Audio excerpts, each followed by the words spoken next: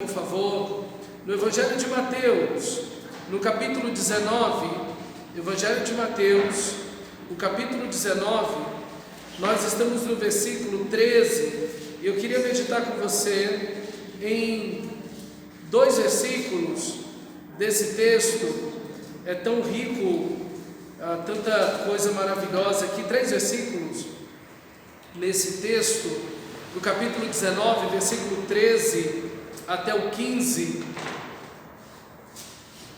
um texto muito conhecido. Mateus capítulo 19, versículo 13, diz assim: Então trouxeram algumas crianças a Jesus, para que ele lhes impusesse as mãos e orasse, mas os discípulos os repreendiam. Jesus, porém, disse: Deixem os pequeninos, não os impeçais de vir a mim, porque dos tais é o reino dos céus. E tendo-lhes imposto as mãos, retirou-se dali. Tanto Mateus quanto Marcos colocam os dois eventos juntos.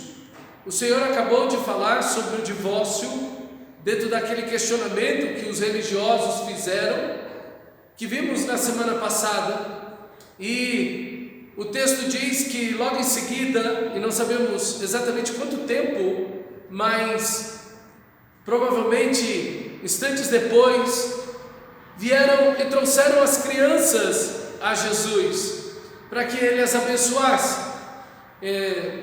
O Senhor da Glória tem aqui um pouco mais de 3 anos de ministério, e há uma expectativa como nunca. Ele caminha para Jerusalém, e a expectativa é que ele vai fazer esse rei, vai derrotar os inimigos. Então, agora, dentro dessa expectativa, naturalmente parece que todos esses pequenos detalhes ou assuntos, pelo menos aos olhos dos discípulos não tão relevantes, não devem ser tratados pelo Senhor. Ele deve ser deixado concentrado naquilo que ele vai fazer, caminhar para Jerusalém, e lá assumir o reino, derrotar os inimigos. E esse tema de criança parece que não é muito propício para o Rei da Glória tratar e gastar tempo e ser incomodado com um grupo de crianças que vem ali sendo trazido pelos pais, no colo a maioria delas, que vem sendo trazidos para que o Senhor as abençoe e imponha sobre elas as mãos e ore. Então a atitude dos discípulos aqui parece que é justamente: olha, não é o momento, nós estamos numa situação muito mais importante e relevante, e essa não é a hora. Então parece que essa atitude aí dos discípulos de repreender as crianças, os pais na realidade, que estão trazendo os seus filhos.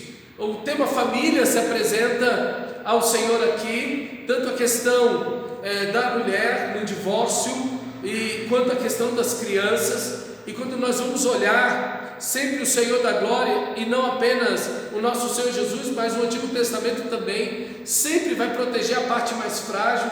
E dentro desse contexto, tanto do divórcio, principalmente na época bíblica e do Antigo Testamento, a mulher e as crianças eram a parte mais sofrível, mais vulnerável dentro da família, dentro do divórcio ou de alguma situação assim, porque a mulher, ela não tinha como se virar, ela não tinha como trabalhar fora, ela na sua grande maioria estava dentro do espectro do analfabetismo, enfim. Então era uma situação muito complicada para a mulher, que ficava numa vulnerabilidade muito grande, e a criança junto.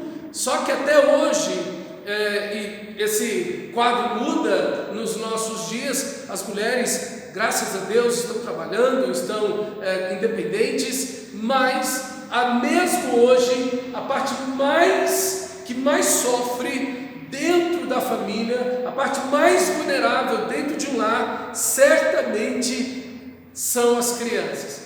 As crianças, tanto no divórcio ou no próprio lar em si, é a parte mais fragilizada dentro de uma família e que necessita de cuidados e de um olhar ainda mais atencioso. Então, o que nós vemos aqui é um cuidado da Bíblia, das Escrituras Sagradas, é uma proteção que o cristão deve ter sobre a vida da criança. O Senhor tem essa atitude. Os evangelistas, tanto Mateus como Marcos como Lucas, todos os três registram esse evento de Jesus tendo essa atitude tão maravilhosa para com as crianças. E muito mais, em Lucas diz que Jesus tomou essas crianças nos braços. Há uma atitude de muito carinho, de muito afeto do Senhor, lá em Lucas capítulo 18, de tomar essas crianças nos braços, numa sociedade em que as crianças elas eram rejeitadas. A criança era um cidadão meio de segunda classe. Ela vive dentro de uma situação de ignorância, ainda está aprendendo tudo, se comporta mal naturalmente. Naturalmente a criança muito pequena, ela é sem educação, ela bota a mão onde não pode, ela corre, ela atravessa no meio, enquanto os adultos estão conversando. Então a criança naturalmente ela tem essa situação, e ela precisa ser educada. Enfim, então a criança, ela sempre era tida como alguém assim muito sem importância. Isso muda em nossos dias, mas mesmo nos nossos dias, e principalmente em famílias conflituosas e diante do divórcio, a criança é a maior vítima. Eu peguei um pedacinho de uma pesquisa. Tem uma doutora, a doutora Judite, ela fez uma pesquisa de 25 anos, acompanhando mais de 130 crianças, filhas de divórcio, ok? Que viram seus pais se divorciando. Então, uma pesquisa assim, a maior pesquisa no mundo sobre essa questão do divórcio. Tem inclusive livro aqui no Brasil da doutora Judite, Os Filhos do Divórcio, entre outros livros dela. Não é dela essa pesquisa, mas relata um pouco aquilo que acontece com as crianças dentro de um divórcio, de uma relação conflituosa entre os pais, que tem consequências de abalo na qualidade da vida da criança, causando transtornos e desajustes psicológicos. Os resultados mostram que as crianças que têm pais divorciados percebem-se com uma qualidade de vida pior do que aquelas crianças que têm pais casados. Elas apresentam menos satisfação com a sua saúde, mais comportamentos que interferem na sua própria saúde, menos fatores que protegem contra problemas futuros de saúde, pior bem-estar relacionado ao relacionamento com os colegas, e o desempenho escolar delas também é pior. Mais sintomas de ansiedade por causa da separação dos pais. Elas se envolvem menos quando adultos em relacionamentos. Filhos de pais separados têm 50% de chance mais de chegar ao divórcio do que aqueles que viram seus pais envelhecerem e continuarem. Eles têm uma criança que tem pais divorciados, tem pior autoestima, tem mais temores escolares e mais problemas de comportamento. O ajuste psicológico dessas crianças é geralmente pior. Então veja a relevância e a importância desse tema do divórcio e do acolhimento de Jesus com as crianças para os nossos dias. Veja como a Bíblia, ao tratar desse ponto, não apenas traz uma mensagem para aquela igreja, para aquele momento que o texto sagrado está escrito, mas a importância que isso também tem para nós. E o princípio aqui é esse. Não importa se é questão de divórcio, não importa a situação que uma criança está, se está tudo bem com ela, ou se vive num lar conturbado, não importa a situação familiar em que essa criança se encontre. O princípio que nós temos aqui é: deixai vir a mim os pequeninos e não os impeçais. Não há nada mais elevado do que a bênção do Salvador, do que ser salvo em Cristo Jesus desde a infância. Nada é mais precioso do que uma criança poder conhecer a Cristo Jesus e conhecer a sua graça, o seu amor, nada do que essa criança vai adquirir na vida, nada dos benefícios que ela vai provar, as experiências que ela vai ter na vida, nada vai superar a bênção de Deus sobre a sua vida. Nada pode ser mais elevado e excelente que as intercessões e as bênçãos de Cristo Jesus sobre a vida das crianças. E os pais e os familiares devem estar preocupados e devem ser intencionais em investir nas questões temporais, o estudo, a saúde física, a questão emocional. Mas a nossa preocupação deve ser muito maior no investimento das questões eternas, daquilo, meu amado irmão, que vai ser eterno para essa criança, que é Cristo Jesus, que é conhecer o amor de Deus, a graça de Deus. Eu vejo tantos pais preocupados em que seus filhos tenham um bom estudo, estudem em uma boa escola, às vezes batalham tanto, lutam tanto para isso, mas o esforço para que seu filho ame a Deus é tão pequeno, é tão pouco o investimento, que aquele esforço que aquele pai, que aquela mãe faz para poder levar o seu filho a Cristo. E infelizmente a grande maioria dos judeus na época de Jesus desprezavam as crianças, mas não é apenas isso. Hoje o que nós temos, meus amados irmãos, infelizmente, é que a maioria dos filhos dos evangélicos estão sem o evangelho. A maioria dos filhos dos cristãos estão sem Cristo Jesus. O que nós temos hoje, irmãos, é que 80% dos filhos dos crentes, quando chegam na adolescência, não permanecem na igreja. 80%. É muito incoerente. Nós fazemos ofertas missionárias, orarmos pela nossa cidade, orarmos pela vida e salvação de outras pessoas, e não fazermos esforços e sermos sistemáticos, comprometidos e intencionais na salvação dos nossos filhos. E quando eu digo dos nossos filhos, eu estou dizendo de todas as crianças que estão a seu acesso.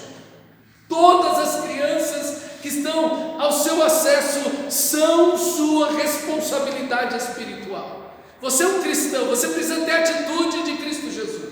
Jesus não tinha diretamente responsabilidade alguma sobre aquelas crianças. Todas elas tinham pais, eles trouxeram seus filhos ao Senhor.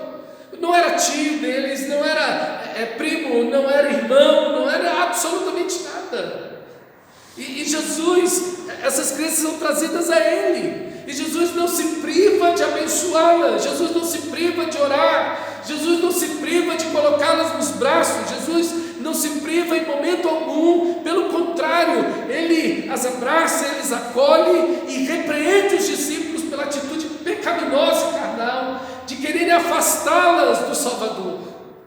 Meu amado irmão, as crianças da sua família são sua responsabilidade, são seus sobrinhos, são seus netos, são seus primos, não, se estão ao seu acesso. Se você tem contato com essas crianças, é sua responsabilidade como cristão abençoá-las, com certeza, que você seja um instrumento da graça preciosa de Deus sobre a vida dos seus filhos, sobre a vida dos seus netos, sobrinhos, irmãos. Você precisa ser um instrumento de Deus na vida da sua família, das crianças que lá estão. É isso que o texto sagrado, meus irmãos, é uma das grandes lições desse texto para a minha vida e para você. A responsabilidade dessas crianças, da situação espiritual dessas crianças, naquilo que está ao nosso alcance, devemos fazer.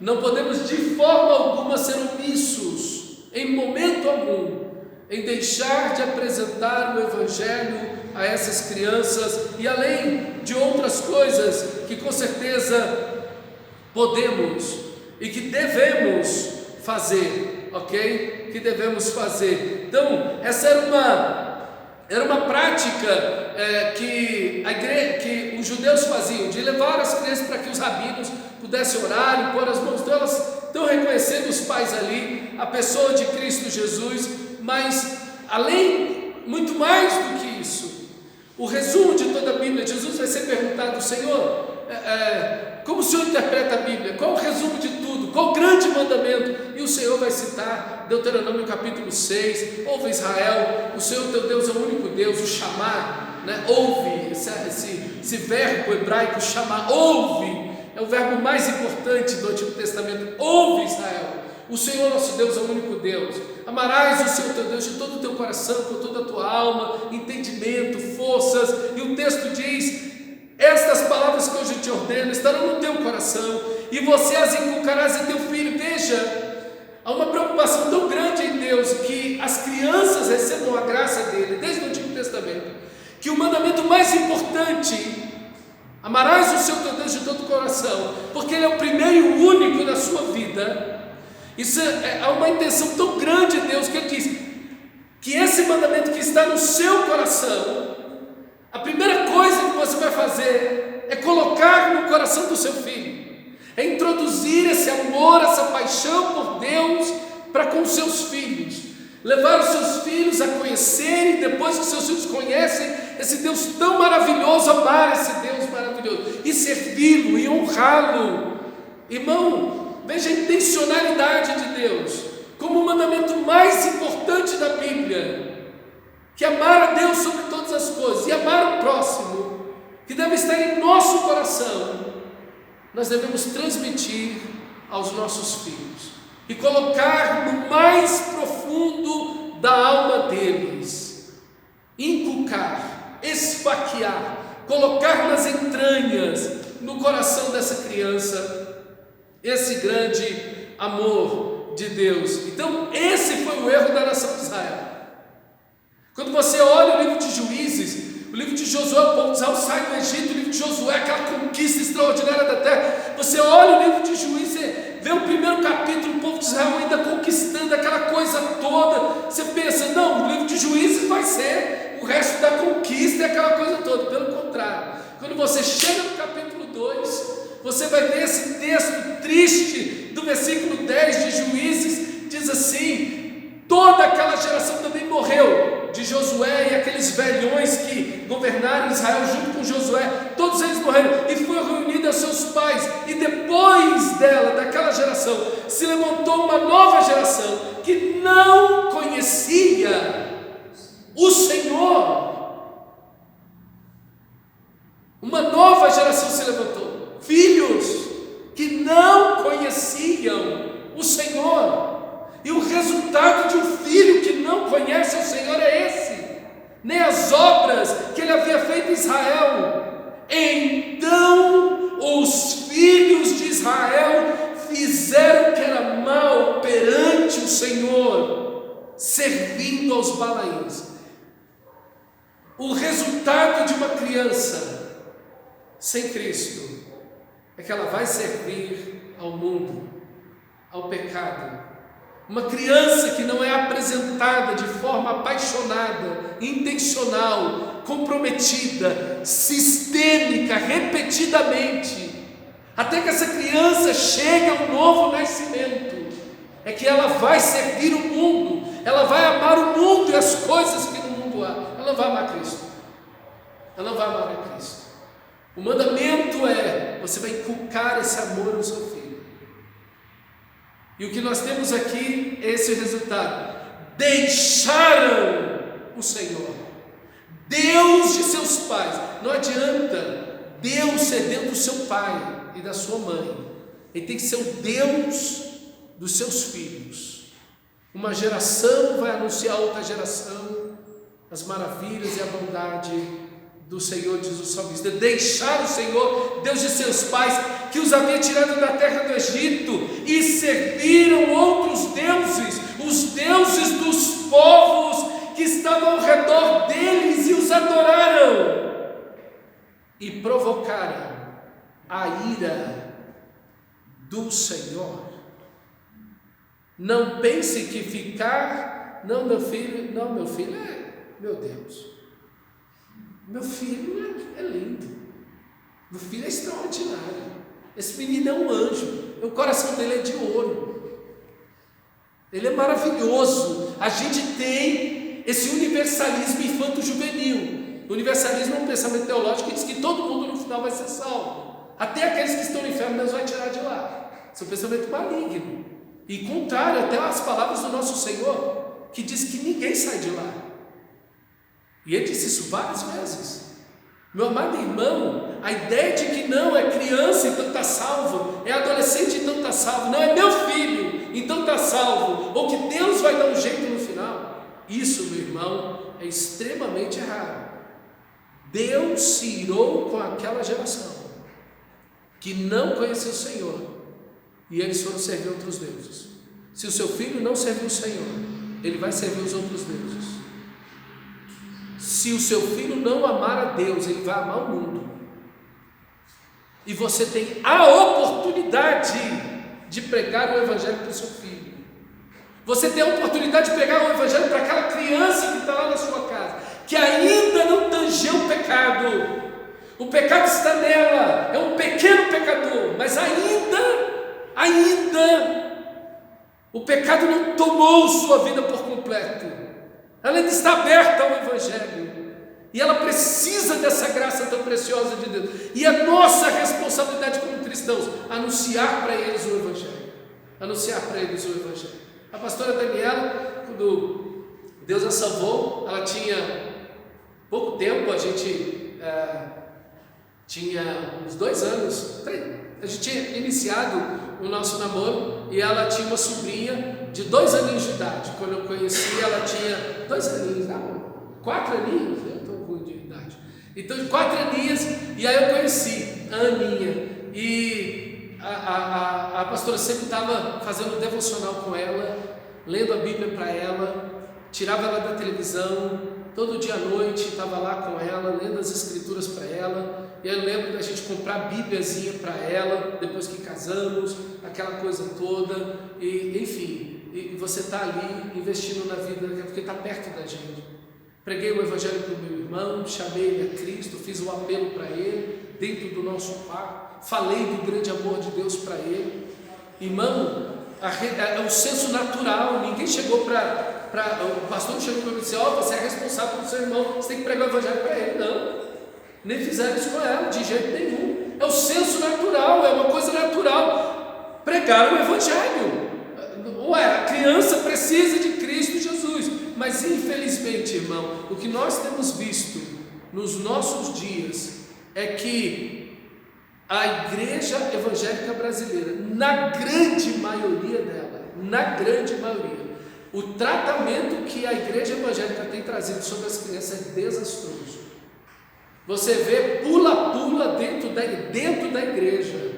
Eu já passei em porta de igreja que do culto está acontecendo o culto, o louvor está lá, a pregação está acontecendo e tem uma cama elástica na porta da igreja e as crianças estão lá pulando.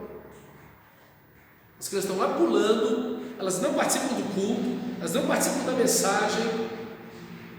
A maioria das escolas dominical acabaram nas igrejas. Muitas igrejas foram forçadas a fechar suas escolas dominical, primeiro porque os pais não vinham, e muito menos traziam seus filhos e crianças da igreja, da família, não traziam. Então muitas igrejas tiveram que fechar a escola dominical, porque os adultos não vinham e nem traziam seus filhos. Não, pastor, estou com dó, meu filho, ele acorda todo dia cedo para ir para a escola, sábado e domingo eu deixei ele dormir até mais tarde. Aí quando você vê o filho, quando cresce na adolescência, vai para o mundo, porque não tem outro jeito. É o caminho de que ele vai amar o mundo, porque ele não amou a Cristo. Ele não conheceu a Cristo, então como é que ele vai amar a Cristo? Meu amado irmão, a nossa responsabilidade é grande. A igreja evangélica brasileira, você vai nas livrarias, você vai procurar material para criança, é uma luta para você achar um material decente. Você conta nos dedos material decente no Brasil, material decente para criança, que seja sério, profundo. O negócio é brincadeira, é jiu-jitsu dentro da igreja, é judô, é balé dentro da igreja, é isso que está se oferecendo para a criançada. É entretenimento, é diversão dentro da igreja, e evangelho mesmo, você vê filhos de crente, as crianças não sabem histórias básicas. Noé, a arca de Noé, conta o tio a arca de Noé, não sei contar. Quem foi Abraão? Nunca ouvi falar de Abraão. Moisés, vamos lá, historinha de Moisés, vamos contar a história de Moisés, o que aconteceu com Moisés, aquela história extraordinária, não conheço. E a Páscoa, vamos lá, Páscoa. Aí Páscoa é ovo de chocolate, não tem problema nenhum no mercado comprar ovo de chocolate, mas prega o evangelho para o filho, mostra que na Páscoa foi que Cristo morreu, que o Cordeiro de Deus ofereceu sua vida, e o contexto, como essa história de essa festa de 4.000 anos aconteceu. Não, mas a criança tem tudo na ponta da língua que diz respeito a Natal, a tudo, mas eles não têm Cristo. Esse é o tratamento infeliz que a maioria da igreja evangélica no Brasil está dando aos seus filhos, e infelizmente é o tratamento que a maioria dos pais e dos cristãos, lembrando que a responsabilidade de cada criança da nossa família, que está a nosso acesso, está ali perto da gente, que a gente tem como ter contato com essas crianças, é nossa responsabilidade pregar o evangelho para elas. Tendo oportunidade, preguem, é sua responsabilidade, ok? Infelizmente tem sido esse o tratamento. Então, meus irmãos, o que nós temos é uma crise terrível, e somada a isso, nós temos a geração de crianças e adolescentes mais inclinada ao ateísmo que todas as outras. E não apenas isso, um em cada cinco adolescentes dos Estados Unidos, a gente não tem dado aqui no Brasil, mas não deve estar muito longe disso, 1 em cada 5 ou 1 em cada 4, se não me falha a memória, se diz homossexual. Se diz homossexual. Crianças de 8 anos de idade, as pesquisas mostram, de 7 a 8 anos de idade, 50% delas já viu pornografia. E esse número sobe para 80% a 90% quando chega a 10, 11 anos de idade. E você vai dizer: meu filho é um anjo, o coração dele é de ouro, meu filho é um santo, e ele está exposto a tudo isso, mas ele está exposto ao evangelho de Cristo. Irmão, criança não é brincadeira, criança é um assunto sério. Na Bíblia, criança é um assunto seríssimo. Como eu disse, eles têm a natureza pecaminosa, eles já nascem pecadores, mas existe uma idade da inocência. Paulo diz em Romanos, no capítulo 7, versículo 9, ele diz assim: houve um tempo em que sem a lei eu vivia. Aí você falou: como assim, Paulo? Houve um tempo em que sem a lei eu vivia, mas quando veio o mandamento, o pecado reviveu e eu morri. Que tempo é esse, Paulo, que tu não tinha lei, sendo que a lei já tinha mais de 1000, a lei já tinha 1500, 1600 anos quando você nasceu. Que tempo é esse da sua vida que você não tinha lei? É essa idade da inocência, em que a criança ainda não foi exposta, ela não tem ainda a condição, a capacidade de discernir o bem e o mal, o certo e o errado. Essa idade da inocência. Mas quando ele entendeu, o que ele diz? Eu morri, o pecado tomou conta de mim, eu morri. E aí quando você olha o livro de 1 Reis, 2 Reis, 1 Crônicas, 2 Crônicas, você vai ver o quê? Que pessoas muito novas, como nós vamos ver, 2 Crônicas 24:1 diz: tinha Joás 7 anos de idade quando começou a reinar, e fez o que era correto perante o Senhor.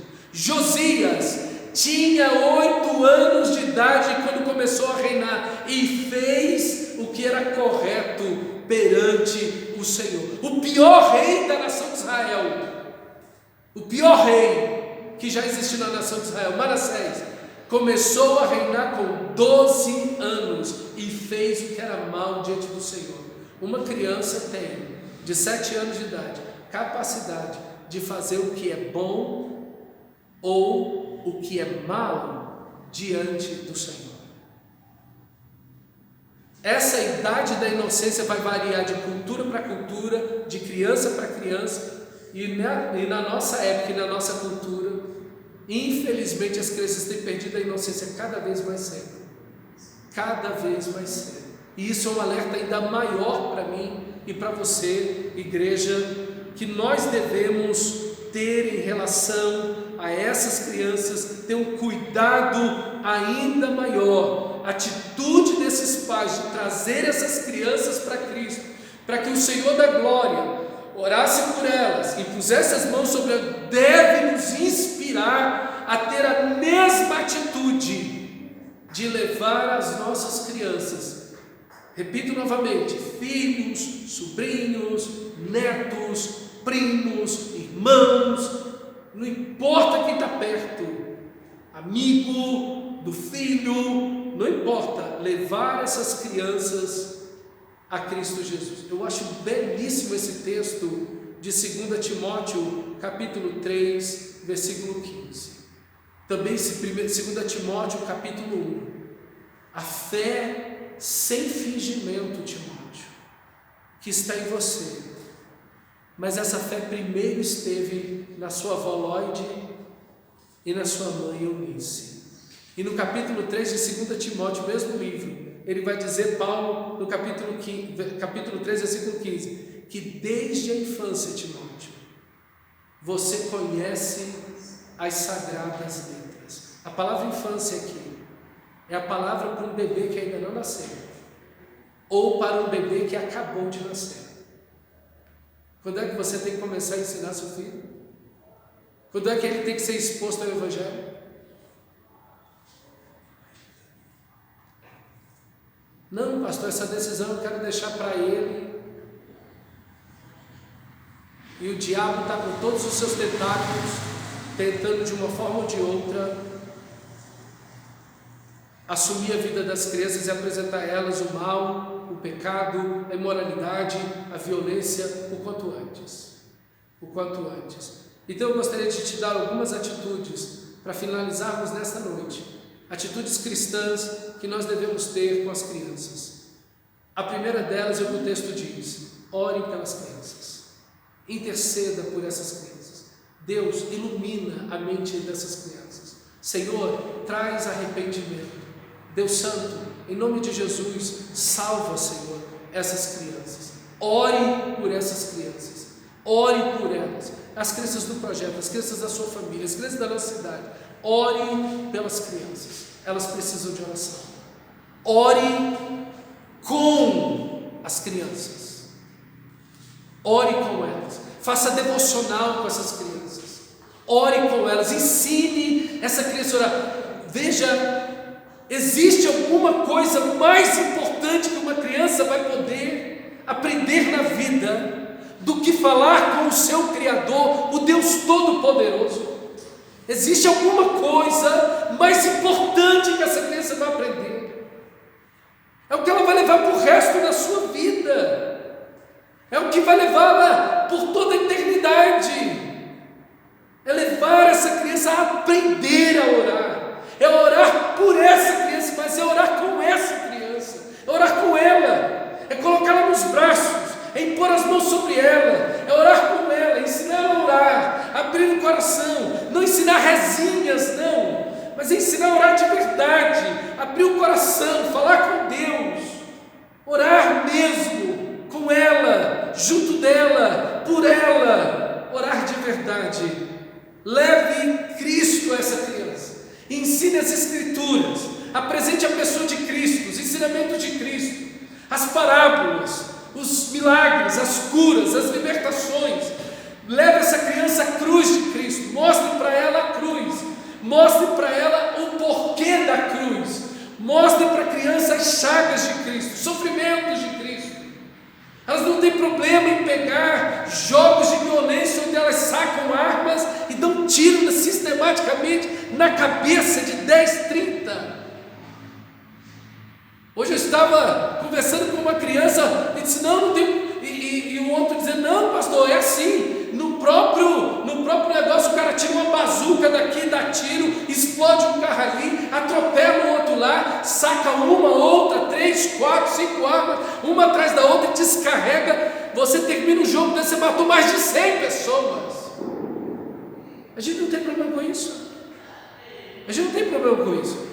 Deixar o filho horas num troço desse, não tem problema nenhum.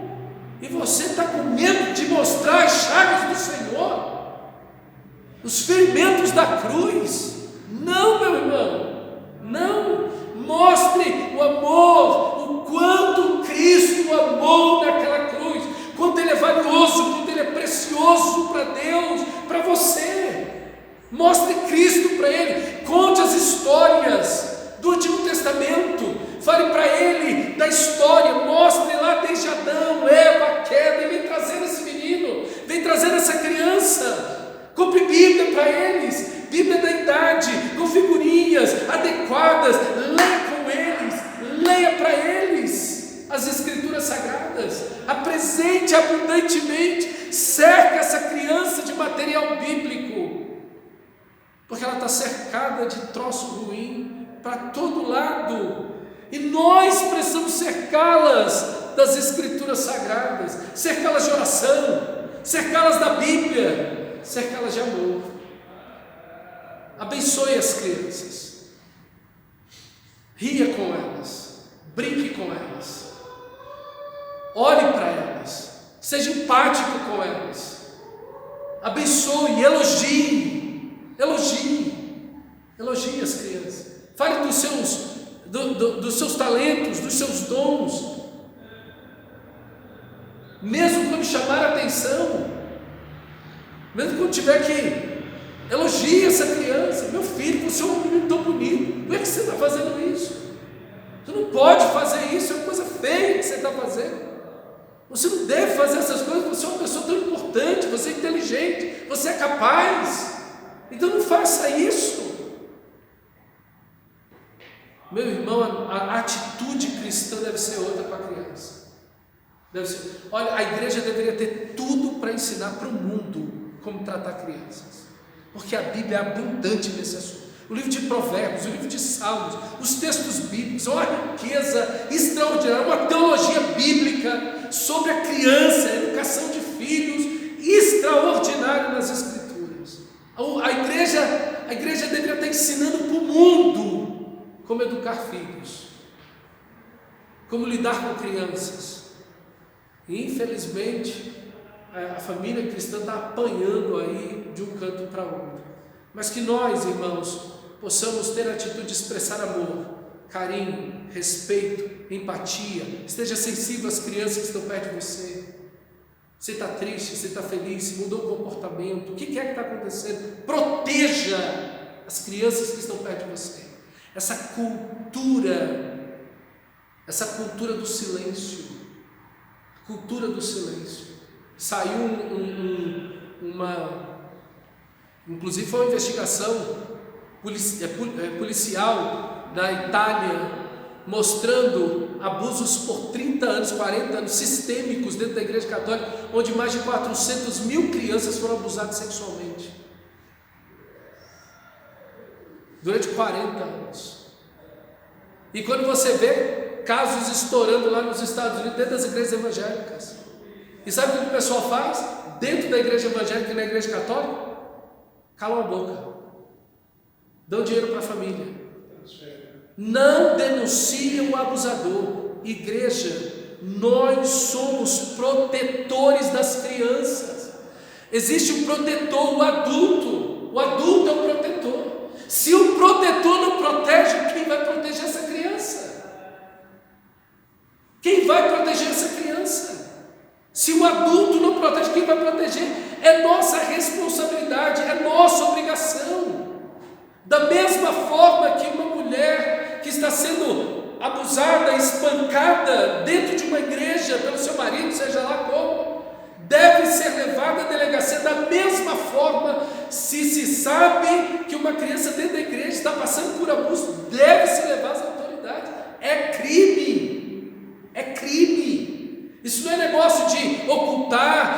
deixar dentro da igreja, vamos resolver aqui, a gente quer liderança. Não, irmão, isso é crime. Nem o mundo aceita isso. Nem o mundo admite isso.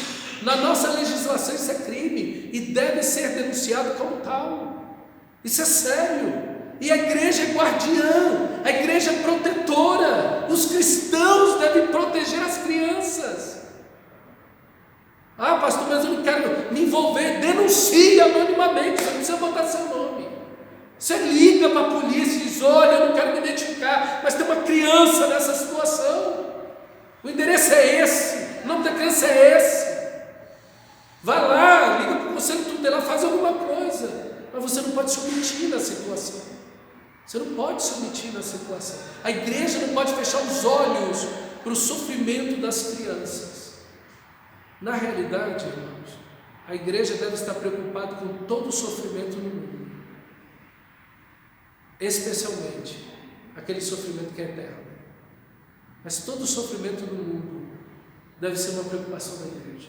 A fome, a miséria, a violência, o divórcio, qualquer sofrimento deve ser uma preocupação da igreja, especialmente aquele que é eterno. Vamos orar ao Senhor, feche seus olhos e ore ao Senhor nesse instante.